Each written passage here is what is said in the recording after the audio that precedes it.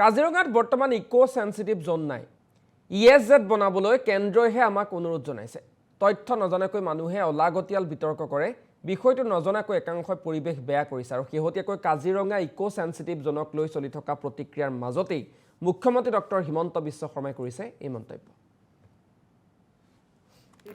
বৰ্তমান নাইয়ে কাজিৰঙা, গতিকে যিবিলাক মানুহে তথ্য নাজানে অলাগতিয়াল বিতৰ্ক কৰে আৰু অলাগতিয়াল বিতৰ্ক কৰি বিষয়বিলাক সাধাৰণ মানুহবিলাকক তেওঁলোকে ভয়াত্ম কৰি তোলে। এইবিলাক যেতিয়া কথা কয় ওচৰৰ পাজৰৰ মানুহবিলাকে ভয় খায় যে 10 কিলোমিটাৰ হ'ব, আমাৰ কি হ'ব।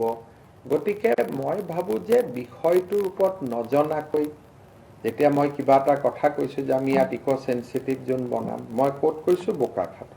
কাৰণ বোকাখাটৰ ফালে 1 কিলোমিটাৰতকৈ বেছি নালাগে, তাত নগৰ হৈ গ'ল। কিন্তু যদি কাৰ্বি আলঙৰ ফালে চাই, তাত যিহেতু হাতী যায় তাত 10 কিলোমিটাৰ লাগিব পাৰে। মোৰ উত্তৰটো আছিল বোকাখাটত যে ইএছজেড হ'লে আপোনালোকৰ 1 কিলোমিটাৰ, কাৰণ বোকাখাটৰ ফালেতো আপুনি ইএছজেড বনাব নোৱাৰে। গতিকে কিবা এটা কথা ক'লেই মানুহে হিমন্ত বিশ্ব শৰ্মাই কৈছে লগে লগে ৰিয়েকশ্যন দি দিওঁ। এই যিটো প্ৰৱণতা, এই প্ৰৱণতাটোৱে তেওঁলোকক বেছিকৈ ক্ষতি কৰে লাষ্টত। এটা মানুহৰ মিছামিছি খং উঠাই লৈছে।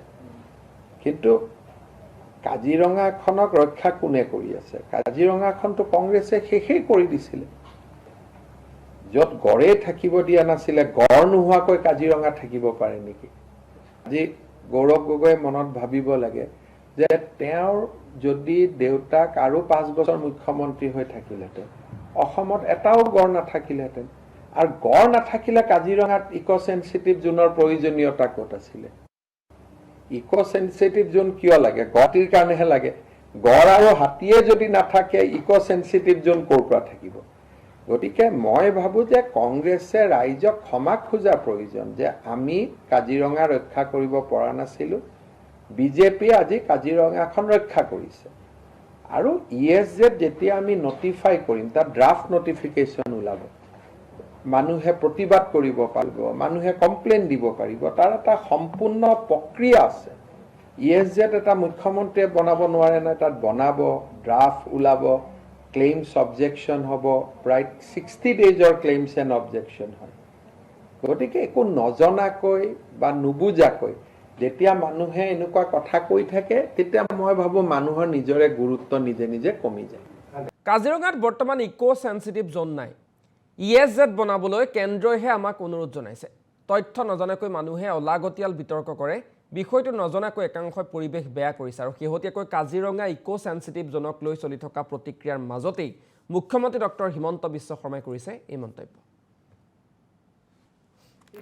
বৰ্তমান নাইয়ে কাজিৰঙা, গতিকে যিবিলাক মানুহে তথ্য নাজানে অলাগতিয়াল বিতৰ্ক কৰে আৰু অলাগতিয়াল বিতৰ্ক কৰি বিষয়বিলাক সাধাৰণ মানুহবিলাকক তেওঁলোকে ভয়াত্ম কৰি তোলে।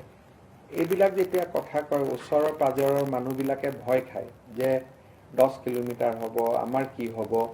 গতিকে মই ভাবোঁ যে বিষয়টোৰ ওপৰত নজনাকৈ যেতিয়া মই কিবা এটা কথা কৈছোঁ যে আমি ইয়াত ইকো সেন্সিটিভ জোন বনাম, মই ক'ত কৈছোঁ বোকাখাটত। কাৰণ বোকাখাটৰ ফালে 1 কিলোমিটাৰতকৈ বেছি নালাগে, তাত নগৰ হৈ গ'ল। কিন্তু যদি কাৰ্বি আলঙৰ ফালে চাই, তাত যিহেতু হাতী যায় তাত 10 কিলোমিটাৰ লাগিব পাৰে। মোৰ উত্তৰটো আছিল বোকাখাটত যে ইএছজেড হ'লে আপোনালোকৰ 1 কিলোমিটাৰ, কাৰণ বোকাখাটৰ ফালেতো আপুনি ইএছজেড বনাব নোৱাৰে। গতিকে কিবা এটা কথা ক'লেই মানুহে হিমন্ত বিশ্ব শৰ্মাই কৈছে লগে লগে ৰিয়েকশ্যন দি দিওঁ। এই যিটো প্ৰৱণতা, এই প্ৰৱণতাটোৱে তেওঁলোকক বেছিকৈ ক্ষতি কৰে লাষ্টত। এটা মানুহৰ মিছামিছি খং উঠাই লৈছে। কিন্তু কাজিৰঙাখনক ৰক্ষা কোনে কৰি আছে? কাজিৰঙাখনতো কংগ্ৰেছে শেষেই কৰি দিছিলে। য'ত গড়ে থাকিব দিয়া নাছিলে, গড় নোহোৱাকৈ কাজিৰঙা থাকিব পাৰে নেকি? আজি গৌৰৱ গগৈয়ে মনত ভাবিব লাগে যে তেওঁৰ যদি দেউতাক আৰু 5 বছৰ মুখ্যমন্ত্ৰী হৈ থাকিলেহেঁতেন, অসমত এটাও গড় নাথাকিলেহেঁতেন। আৰু গড় নাথাকিলে কাজিৰঙাত ইকো সেন্সিটিভ জোনৰ প্ৰয়োজনীয়তা ক'ত আছিলে? ইকো সেন্সিটিভ জোন কিয় লাগে? গড়টিৰ কাৰণেহে লাগে। গড় আৰু হাতীয়ে যদি নাথাকে ইকো সেন্সিটিভ জোন ক'ৰ পৰা থাকিব? গতিকে মই ভাবো যে কংগ্ৰেছে ৰাইজক ক্ষমা খোজা প্ৰয়োজন যে আমি কাজিৰঙা ৰক্ষা কৰিব পৰা নাছিলো, বিজেপিয়ে আজি কাজিৰঙাখন ৰক্ষা কৰিছে। আৰু ESZ যেতিয়া আমি নটিফাই কৰিম, তাত ড্ৰাফট নটিফিকেশ্যন ওলাব, মানুহে প্ৰতিবাদ কৰিব পাৰিব, মানুহে কমপ্লেইন দিব পাৰিব, তাৰ এটা সম্পূৰ্ণ প্ৰক্ৰিয়া আছে। ESZ এটা মুখ্যমন্ত্ৰীয়ে বনাব নোৱাৰে নহয়, তাত বনাব, ড্ৰাফট ওলাব, ক্লেইমছ অবজেকশ্যন হ'ব, প্ৰায় 60 ডেইজৰ ক্লেইমছ এণ্ড অবজেকশ্যন হয়। গতিকে একো নজনাকৈ বা নুবুজাকৈ যেতিয়া মানুহে এনেকুৱা কথা কৈ থাকে, তেতিয়া মই ভাবো মানুহৰ নিজৰে গুৰুত্ব নিজে নিজে কমি যায়।